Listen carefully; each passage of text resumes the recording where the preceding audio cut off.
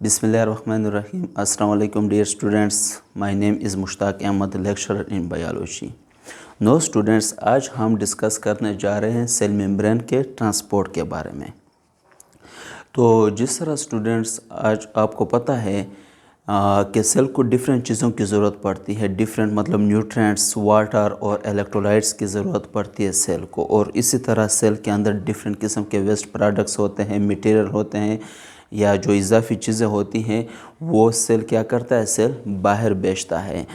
तो सेल के अंदर डिफरेंट चीज़ों का आना और सेल से डिफरेंट चीज़ों का बाहर जाना, इन सब को कौन कंट्रोल करता है? इन सब को कंट्रोल करता है सेल मेम्ब्रेन। तो बेसिकली जो ट्रांसपोर्ट करता है वो कौन करता है? सेल मेम्ब्रेन करती है। सेल मेम्ब्रेन के अंदर डियर स्टूडेंट्स जो प्रोटीन और लिपिड की अरेंजमेंट है वो वेल सूटेड होती है डिफरेंट सब्सटेंस की ट्रांसपोर्टेशन के लिए। तो स्टूडेंट आज जो हमारा फोकस होगा वो होगा पैसिव ट्रांसपोर्ट के बारे में। यहाँ पर आपको नज़र आ रहा होगा passive transport. Now basically student cell membrane के अंदर जो ट्रांसपोर्ट सिस्टम है वो दो किस्म का होता है। एक को हम कहते हैं पैसिव ट्रांसपोर्ट और दूसरे को हम कहते हैं एक्टिव ट्रांसपोर्ट।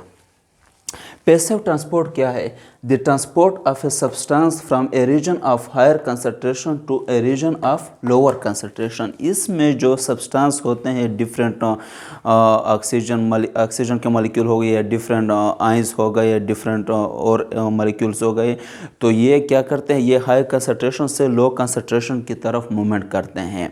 और एक बात यहाँ पर याद रखो कि पैसिव ट्रांसपोर्ट में एनर्जी की ज़रूरत नहीं होती। क्यों? क्योंकि इसमें चीज़ें हायर क्वांटिटी से कम क्वांटिटी की तरफ जाते हैं। जबकि एक्टिव ट्रांसपोर्ट में एनर्जी की ज़रूरत होती है। यहाँ पर आप देख सकते हैं नीड ऑफ एनर्जी, यहाँ पर एनर्जी की ज़रूरत होती है। क्यों एनर्जी की ज़रूरत होती है? क्यों? क्योंकि यहाँ पर चीज़ें जो है वो लोअर कंसंट्रेशन से हाई कंसंट्रेशन की तरफ जाते हैं। तो जब चीज़ें लो क्वांटिटी से हायर क्वांटिटी की तरफ जाएंगे तो वहाँ पर एनर्जी की ज़रूरत होगी। Now dear student, passive transport के बेसिकली दो टाइप्स हैं। एक को हम कहते हैं सिंपल डिफ्यूजन, दूसरे को हम कहते हैं फैसिलिटेटेड डिफ्यूजन। सिंपल डिफ्यूजन क्या है? सबसे पहले हम सिंपल डिफ्यूजन की तरफ आते हैं। So simple diffusion transport of a lipid soluble molecule directly across the cell membrane.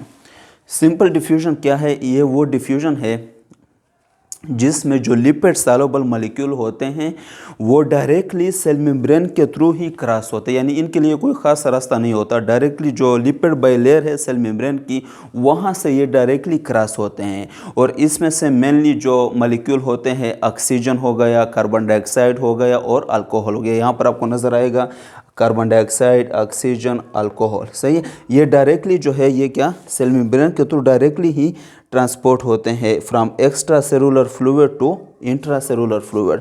और यहाँ पर जो कार्बन डाइऑक्साइड है वो इंट्रा सेलुलर फ्लूइड से एक्स्ट्रा सेलुलर फ्लूइड की तरफ मूवमेंट करता है। सही है। तो कुछ मॉलिक्यूल अंदर जाते हैं सेल के अंदर और कुछ मॉलिक्यूल बाहर आते हैं। नो डियर स्टूडेंट्स, अभी हम आते हैं फैसिलिटेटेड डिफ्यूजन की तरफ। तो फैसिलिटेटेड डिफ्यूजन के बेसिकली क्या है? फैसिलिटेटेड डिफ्यूजन यहाँ नाम से शो हो रहा है फैसिलिटेटेड डिफ्यूजन, फैसिलिटी प्रोवाइड करना। सही है। किसी चीज़ की ट्रांसपोर्ट के लिए कोई ख़ास रास्ता प्रोवाइड करना, सही है, जिसके थ्रू वो जा सकें। फॉर एग्ज़ाम्पल कुछ लोग होते हैं जो ऐसे रफ रास्ते के थ्रू जाते हैं, यानी जहाँ पर फिक्स कोई रोड वगैरह नहीं होता। और कुछ ये जो गाड़ियाँ वगैरह होती हैं बाज़ार में डिफरेंट किस्म की, तो ये रोड के ज़रिए जाते हैं। सही है। तो ये क्या है? फैसिलिटी है, प्रोवाइड करती है गवर्नमेंट जो है वो हमें फैसिलिटी प्रोवाइड करती है, हमें रोड्स देती है ताकि हम आसानी से जो है अपने गाड़ी को एक जगह से दूसरी जगह ले जा सके। ओके। सो फैसिलिटेटेड डिफ्यूजन जो है उसमें डिफरेंट किस्म के चैनल्स बनते हैं। और ये चैनल्स कौन बनाते हैं? ये रास्ते कौन बनाते हैं? ये बनाते हैं प्रोटीन। सही है। आपको याद होगा ये पिछले वीडियो में मैंने जिक्र किया था इंट्रिंसिक प्रोटीन का।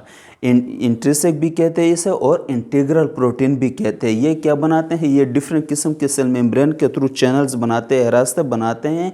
और इन रास्तों के थ्रू जो है वो डिफरेंट किस्म के आयंस और मॉलिक्यूल्स ट्रांसपोर्ट होते हैं। तो इन डिफरेंट किस्म के जो आयंस और मॉलिक्यूल है इस बेस पे हम इन चैनल्स को नाम देते हैं। तो basically 4 different types of channels होते हैं। वैसे तो बहुत सारे होते हैं लेकिन मेन जो है वो ये 4 डिफरेंट टाइप्स ऑफ चैनल्स हैं।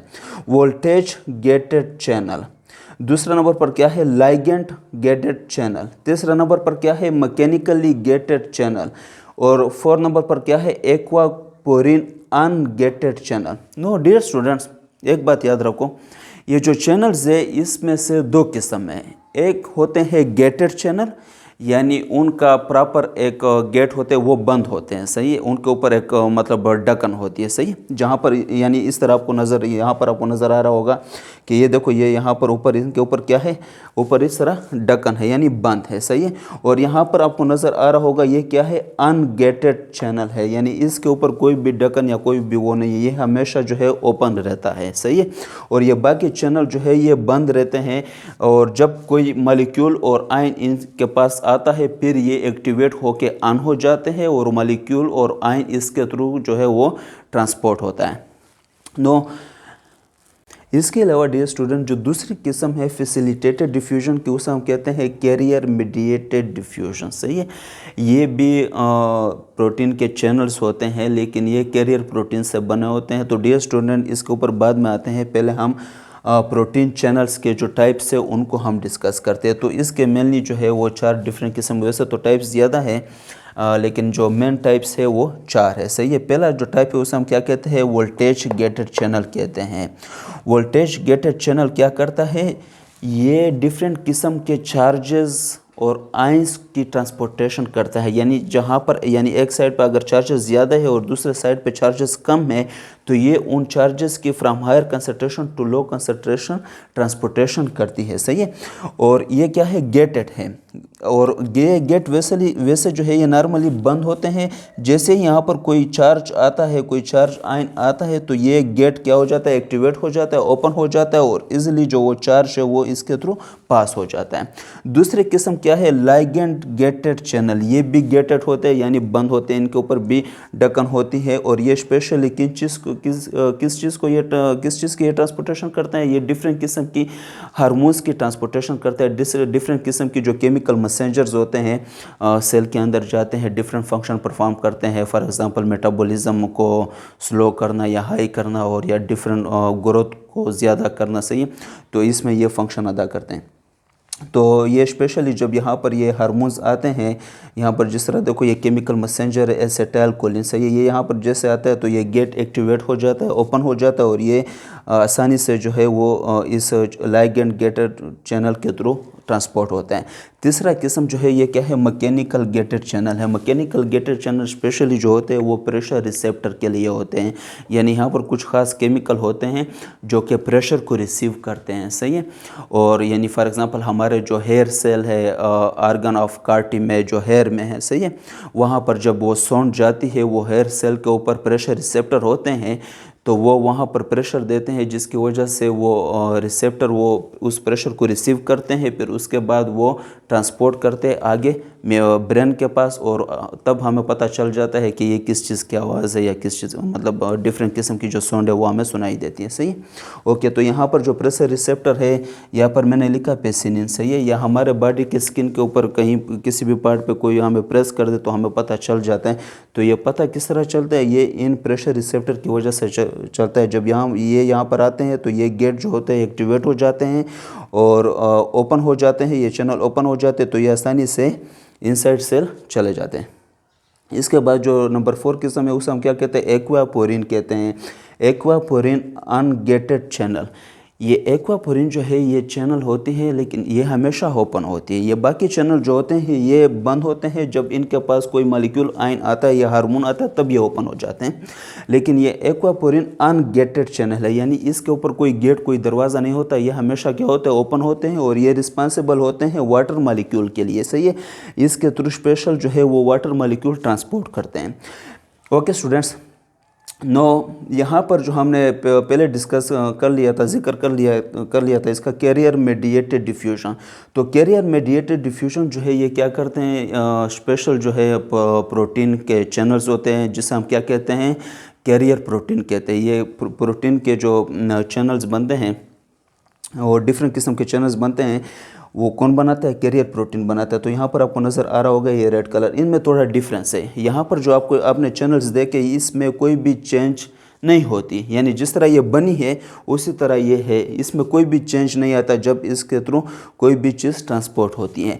बट यहाँ पर यह ख्याल करना, क्योंकि यहाँ पर यह कैरियर प्रोटीन है, ये क्या करते हैं, ये जब कोई भी मॉलिक्यूल इसके पास आता है तो ये अपने शेप को चेंज कर लेता है। सही है, यहाँ पर देखो ये पहले इसके लिए अपने आप ने इसके लिए इसने अपने आप को ओपन किया है, फिर जैसे ही ये मॉलिक्यूल इसके अंदर आ गए हैं तो इसने ऊपर से अपने आप को बंद कर लिया और दूसरे साइड से इसने अपने आप को खोल दिया। सही है, ताकि वो जो है आसानी से साइटोप्लाज्म की तरफ ये चीज़ें आ जाएं। तो बेसिकली ये जो कैरियर प्रोटीन होते हैं ये जब चीज़ों की ट्रांसपोर्टेशन करते हैं तो ये अपनी जो शेप है इनकी उसमें ये चेंजेस करते हैं, तो वो आसानी से जो चीज़ है वो इसके थ्रू ट्रांसपोर्ट होती हैं। और ये किन चीज़ों की ट्रांसपोर्टेशन करता है, ये उन सब्सटेंस और मॉलिक्यूल की ट्रांसपोर्टेशन करता है जिनका साइज़ सेल मेम्ब्रेन से लार्ज होता है, बड़ा होता है, जो सेल मेम्ब्रेन के थ्रू पास नहीं हो सकती। तो ये ऐसे चीज़ों की ट्रांसपोर्टेशन करता है। सही, इसमें जो मेन चीज़ें है वो क्या है, ग्लूकोज है और अमीनो एसिड है। तो ये इनका साइज़ लार्ज होता है, ये आसानी से पास नहीं होते, तो इसलिए इसके लिए कैरियर प्रोटीन होते हैं, ये इनको पकड़ते हैं और दूसरी साइड पे ये फेंक देते हैं। सही है, ओके। तो स्टूडेंट्स ये था आज का हमारा लेक्चर। उम्मीद है आप सबको समझ आ गया होगा और इस वीडियो को सब्सक्राइब भी करना और शेयर भी करना ताकि ज़्यादा से ज़्यादा लोगों को फ़ायदा पहुँचे। Thank you very much.